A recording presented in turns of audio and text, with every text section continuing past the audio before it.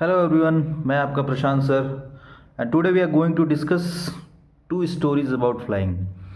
इस चैप्टर में बेसिकली दो कहानियां हैं। पहली कहानी है एक यंग सीगल की कहानी, जिसमें कैसे अपना फर्स्ट फ्लाइट वो लेता है, और दूसरी कहानी एक है कि एक कैसे मिस्टीरियस प्लेन जो है वो हेल्प करता है। ब्लैक एरोप्लेन होता है एक। तो ये दो कहानियां हैं। पहला कहानी आपको लियाम ओ फ्लेहर्टी ने लिखा है, दूसरा फ्रेडरिक लिखा है। तो ये दो कहानियां दोनों से ब्यूटीफुल मैसेज मिलती हैं। हम लोग उस मैसेज को डिकोड करेंगे, क्योंकि वही मैसेज सबसे ज़्यादा ज़रूरी है, सेंट्रल थीम उसका जानना। जैसे पहला का मैसेज क्या है कि कैसे यंग सीगल का अंदर का जो फियर होता है उसको कैसे ओवरकम करता है, उसके माता पिता कैसे उसको हेल्प करते हैं। तो इनर स्ट्रेंथ, आपके पास स्ट्रेंथ है, आपको पता नहीं है, आपके अंदर जो डर है उसको रोके हुए है।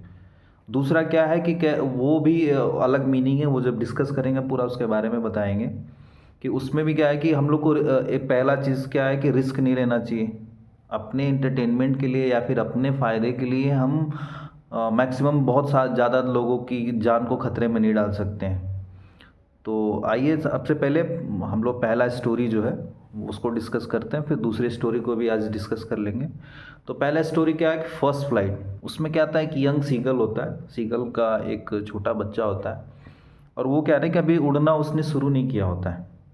तो पहली उड़ान अभी उसने कभी भरी नहीं होती है। उसके माँ बाप, उसके जो भी दोस्त भाई बहन हैं, वो सारा अब अपना पहली उड़ान ले चुके हैं। वो अपना उड़ रहे हैं, शिकार कर रहे हैं, जो भी है समुद्र के ऊपर, वो जैसे होता है ना पानी के ऊपर अपना तैर भी रहे हैं और फिर उड़ान भर रहे हैं। तो ये सारा चीज़ ये देखता है। मन इसके अंदर भी होता है कि हम भी जो है उड़ान भरें, लेकिन ये अपना होता है ना, आगे जाते हैं फिर कोशिश करते हैं फिर रुक जाता है। कैसे अभी आप लोग, कोई भी छोटा बच्चा एक होता है, वो भी शुरुआत में ही होता है। फर्स्ट स्टेप जब लेना होता है, चलना सीखता होता है ना, कई बार गिरता है बच्चा। शुरुआत में वो अगर बच्चा उठे नहीं, कोशिश नहीं करेगा, तो फिर फर्स्ट स्टेप लेने में वही बहुत टाइम लग जाता है। वहीं इस यंग सीगल के साथ होता है। ये भी शुरुआत में जो है पहली बार उड़ान भरने में बहुत ज़्यादा उसको डर होता है अंदर से। तो वो अपना पहली उड़ान भर नहीं पाता है, और फिर उसको उसके माता पिता उसको समझाते भी हैं कि अगर तुम उड़ोगे नहीं, मछली तुम खुद से पकड़ोगे नहीं, तो you will starve and you will die. धमकाते भी हैं, फिर भी ये सुनता नहीं है। क्योंकि होता है ना, अंदर जो डर होता है ना, वो बांध देता है अपने आप को। इसको लगता है कि अगर हम इस पहाड़ के ऊपर पंख फैला के उड़ेंगे तो हम उड़ नहीं पाएंगे, हम गिर जाएंगे नीचे और पानी में हम डूब जाएंगे। इसके अंदर यही मिसकंसेप्शंस होते हैं। इसको अपने ऊपर बिलीव नहीं होता, जबकि चिड़िया होता है, पंख है, इसको मालूम है उड़ता तो ठीक है। तो अब क्या होता है कि इसके पेरेंट्स बहुत परेशान हो गए होते हैं। ये देखता है सबको एजेस पे, देखता है कि सारा उड़ान भर रहे हैं इसके सिबलिंग के साथ। फिर इसके माता जी जो हैं, माता लोग जो होता है ना, दिमाग लगाती हैं बच्चों के अपने बेहतरी के लिए। माता जी क्या करती है कि इसको खाना देना बंद कर देती हैं। जैसे होता है ना, फीड करते हैं चिड़िया वगैरह, जो फिश पकड़ के ले आएंगे और छोटे बच्चों को फीड करते हैं। अब ये क्योंकि ये उड़ता नहीं है, अपने विंग्स खोलता नहीं है, बात सुन नहीं रहा माता पिता के, तब क्या करते हैं, एक उपाय लाते हैं कि इसको अगर भूखा रखेंगे, फिर इस भूख की वजह से ये हो सकता है कि ये उड़ने के लिए कोशिश करें। तो ये एक दो दिन रहता है, भूखा रहता है, फिर भी ये कोशिश नहीं करता। एक दिन क्या होता है कि एक जो क्लिफ जिस पे ये यंग सीगल खड़ा होता है, उसके अपोजिट साइड एक प्लेट्यू होती है। तो बाकी इसके पेरेंट्स और जो भी सिबलिंग्स थे इसके, उड़ के दूसरी तरफ चले जाते हैं, और वहाँ वो लोग मछली पकड़ के खाना खा रहे होते हैं। अब ये इतना दिन से भूखा आदमी, इसमें भी टेम्पटेशन आता है। यंग सीगल जो था उसमें भी टेम्पटेशन आता है, इसको भी भूख लगी होती है। तो फिर ये भी अपनी मदर को चिल्लाता है, हेल्प मांगता है कि मुझे भी खाना दे दो, फीड कर दो। तो उसकी माँ ठीक है मछली पकड़ के लाती तो है, लेकिन वो क्या करती है कि क्लिफ के एंड पे ही आती, डायरेक्टली इसके पास नहीं पहुंचती है, क्लिफ के एंड पे आके मछली देती है। तो यंग सीगल क्या होता है ना, इसको भूख लगा होता है, टेम्पटेड होता है। तो ये होता है ना एक्साइटमेंट में आदमी। अब ये क्या होता है कि क्लिफ के एकदम एज, मछली पकड़ने के लिए एज पे आता है और फिर गिर जाता है। अब जब ये फॉल होता है, क्लिफ से डाउन होता है, तो इसको फील होता है कि पहले शुरुआत में क्या हुआ, डर आया कि मैं तो गया, अब मैं क्लिफ से गिर गया, अब मेरा क्या होगा। फिर धीरे धीरे जैसे नीचे आने लगता है, तो उसको एहसास होता है कि उसके विंग्स जो हैं अपने आप फ्लैप होते हैं, फ्लिप निकलते हैं, और ये जो है अपना उड़ने लगता है। अब देखता है कि ये इसका विंग जो है हवा को चीरते हुए अभी आगे बढ़ने लगा, मतलब अब हवा को चीर के अब ये उड़ने लगा। फिर देखता है कि फिर उसके बाद से पानी में जब ये लैंड होता है, तो पानी में जब भी लैंड होता है पहले इसके दिमाग में डर जो पहले ख्याल बनाए हुए रहता है कि मैं डूब जाऊंगा, लेकिन जब पानी में गिरता है तो ये डूबता नहीं है और तैरने लगता है। तब वहाँ से इसने अब अपनी पहली उड़ान इसने भर ली, और जो है बाकी जितने भी इसके सिबलिंग्स थे, माता पिता थे, सब चिल्लाते हैं, एंजॉय करते हैं, इसको फिश अपना फीड करते हैं। तो यहाँ पे ये फर्स्ट फ्लाइट की कहानी ख़त्म होती है। बहुत छोटा सा सिंपल है, कोई भी चीज़ है आपको बस मैसेज पकड़ना है कि शुरुआत में शुरुआती डर क्या है ना, पहला स्टेप लेना ही सबसे कठिन स्टेप होता है। आप अगर जैसे सोचते हो पढ़ाई करने का सोच रहे हो, एग्ज़ाम्स हैं, कल से लिखना शुरू करेंगे, परसों से लिखना शुरू करेंगे, जब तक शुरू नहीं करोगे तब तक दिक्कत है। जब एक बार पहला स्टेप आप ले लिए फिर सब सही हो जाएगा। तो पहला स्टेप लेना जो होता है ना सबसे बहादुरी का काम होता है। और इनर स्ट्रेंथ जो होती है ना, आपको उसकी समझ होना चाहिए, अपने पोटेंशियल है, आपको डिफ़िकल्ट सिचुएशन को हैंडल करने के लिए वो इनर स्ट्रेंथ ही आपकी काम आती है। आपको पता नहीं होता, जैसे उसके पास पंख थे, उड़ सकता था, लेकिन उसको अपने इनर स्ट्रेंथ पता नहीं था, तो वहीं उड़ने लगता है। बाद में उसको जब गिरता है तब उसको एहसास होता है कि उसके पंख अपने आप जो है खुल जाते हैं और वो फिर अपनी पहली उड़ान भर लेता है। तो यही थीम मैसेज पूछेगा आपको बाकी अलग अलग कि उसके पेरेंट्स ने कैसे हेल्प किया। मान लो क्वेश्चंस आपको पूछ लेगा, इस तरह भी पूछता है कि क्या कभी आपके माता पिता ने या फिर कोई इंस्टेंस आपके जीवन में ऐसा आया जहाँ पे भी आपको भी सुधारने के लिए या फिर कुछ चीज़ों को करने के लिए आपको कोई दूसरा तरीका अपनाया, या फिर जैसे इसमें था ना कि खाना पीना बंद कर दिया, तो टेम्पटेशन उसको फिर लीड किया मछली को पकड़ने के लिए। जब भूख से विह्वल हो गया था वो, तो फिर वो मछली को पकड़ने के लिए वो क्लिप से वो नीचे गिरा।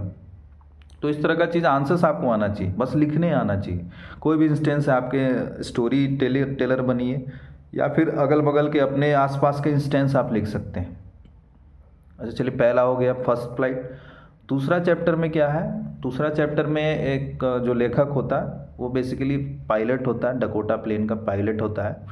तो वो पायलट होता है, वो पेरिस से इंग्लैंड की तरफ वो फ़्लाइट उसकी जाती है। तो अब क्या होता है कि जैसे फ़्लाइट भरता है तो उसके दिमाग में ख्याल होता है, पायलट का काम होता है ना रेगुलरली अपना फ़्लाइट उड़ा रहा है, तो उसके दिमाग में था कि इस फ़्लाइट जैसे लैंड करेगी तो मैं बहुत एक सम्पटुअस, मतलब बहुत बेहतरीन अपना ब्रेकफास्ट करूंगा और अपने दोस्तों के साथ हॉलीडे मनाऊंगा। तो काफ़ी एक्साइटेड होता है पायलट, बहुत खुश होता है। और फिर उसके बाद से अपना प्लेन जो है, जो डायरेक्शन मिलता है उसको कंट्रोल रूम से, उसके हिसाब से अपना प्लेन टर्न कर लेता है वेस्ट की तरफ। उसके बाद से आगे बढ़ते जाता है।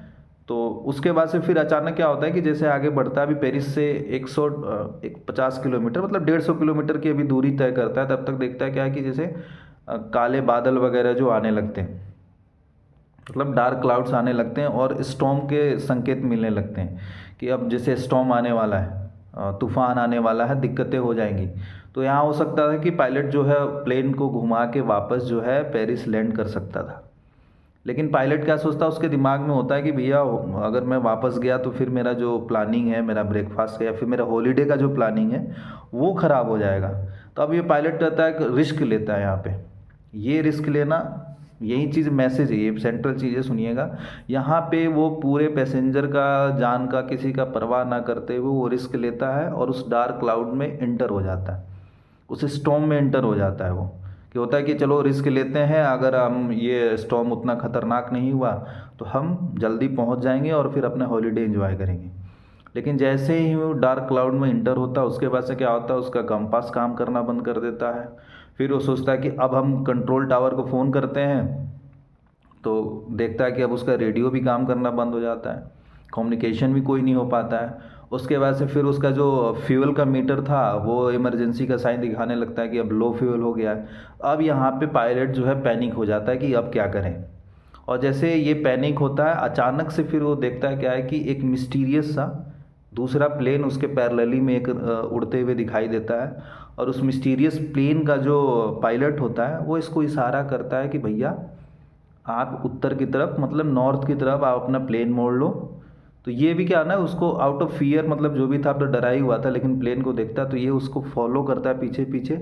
और फॉलो करते हुए फिर देखता है कि ये क्लाउड से, स्टॉर्म से बाहर निकल आता है, मतलब कि इसको पार कर जाता है, स्टॉर्म को पार कर जाता है। फिर इसकी फ़्लाइट जो है अब ये लैंड करती है। और लैंड करने के बाद तुरंत जो है ना, ये वहाँ प्लेन छोड़ के जाता नहीं है, क्योंकि अभी एक बहुत ही हॉरिफिक इंसिडेंट इसके साथ हुआ था। ये जो घटना हुई थी ये अंदर से सोचता है ना, तो बाकी लोग को चलो नहीं मालूम, लेकिन ये डिसीजन जो लिया था ये अपना सबका जान को खतरे में लेके, तो ये खड़ा रहता है और इसको बहुत क्यूरियोसिटी होती कि वो प्लेन कौन सा था जिसने हमको बचाया।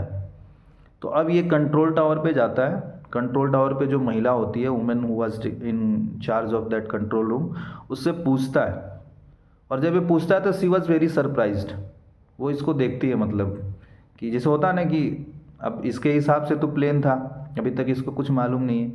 अब जब ये पूछता है उस औरत से, तो वो कहती है कि हवा में, स्काई में डकोटा प्लेन के अलावा कोई भी दूसरी प्लेन जो है वो रन नहीं कर रही थी, तो तुम किस प्लेन की बात कर रहे हो। तो यहाँ पे जो है ना पायलट बहुत चौंक जाता है और ये सोचता है कि भैया वो कौन सा फ्लाइट था, कौन वो पायलट था जिसने हमको हेल्प किया। तो यहाँ पे ये कहानी ख़त्म हो जाती है। अब इसमें क्वेश्चंस आपको बनेंगे, 2-3 क्वेश्चन है। एक तो पहला मैसेज है कि इंसिडेंट पूछेगा, क्या हुआ था, कैसे हुआ था, स्टोव में फंसा था तो उसका कॉम्पास बंद हो गया, रेडियो बंद हो गया, फ्यूल भी कम हो गया। लेकिन उस तरीके से नहीं, दूसरा एक तरीके से पूछेगा। मेन जो क्वेश्चन अब पूछने का तरीका बदल गया, उसमें ये पूछेगा कि क्या आपके हिसाब से लगता है कि पायलट ने जो डिसीजन लिया था वो सही था कि गलत, उसको जस्टिफाई कीजिए। अब उसको अपने शब्दों में आपको जस्टिफाई करना है। सही भी था तो कैसे था, गलत था तो कैसे था, बस आपको जस्टिफिकेशन में आपको बढ़िया से एक्सप्लेन करना है। दूसरा ये कि क्या आपको लगता है कि कोई सच में ऐसा मिस्टीरियस प्लेन था, या फिर पायलट का खुद का, ये आपको बताना है। अब उसमें ये भी बता सकते हैं कि may be the pilot was hallucinating and since he was a good pilot he himself guided all through that storm. हो सकता है ना कि ये जैसे ऐसा कोई प्लेन था नहीं, कंट्रोल टावर की औरत तो यही कह रही थी, तो ये एक अच्छा पायलट था, तो हो सकता है कि ये खुद से गाइड करके प्लेन को बाहर निकाल दिया। और हेलुसिनेशन मतलब वो डर के वजह से पैनिक होके हो जाती। तो पैनिक था तो होता है इनर सेल्फ में, मतलब इमेजिन कर रहा होगा कोई प्लेन है उसको गाइड करके निकाल रहा है। तो इस तरीके से आंसर्स आपको मालूम होने चाहिए, और नहीं तो आप फॉर्मेशन सोचना है आपको। जस्टिफिकेशन अगर पूछे, जो भी पॉइंट दो आप, अगर हाँ सही काम किया था तो कैसे सही था, गलत था तो क्यों गलत था, इसका एक्सप्लेनेशन आपको ढंग से देना है। कि आप अपने इंटरटेनमेंट, मतलब अपने हॉलीडे के लिए आप इतने लोगों के जान रिस्क में नहीं डालना चाहिए। सबसे मैसेज यही देना है आपको, इस कहानी के थ्रू यही हमको जानना है। अब सारा चीज़ आंसर्स ये लिख के एक बार कोशिश करना, कोशिश करो अपने वर्ड्स में लिखने का, और आप इजीली अपना कवर कर लोगे। तो आई होप सो इसका समझ में आया होगा पूरा एक्सप्लेनेशन, और मिलते हैं अगले चैप्टर में। Thank you all.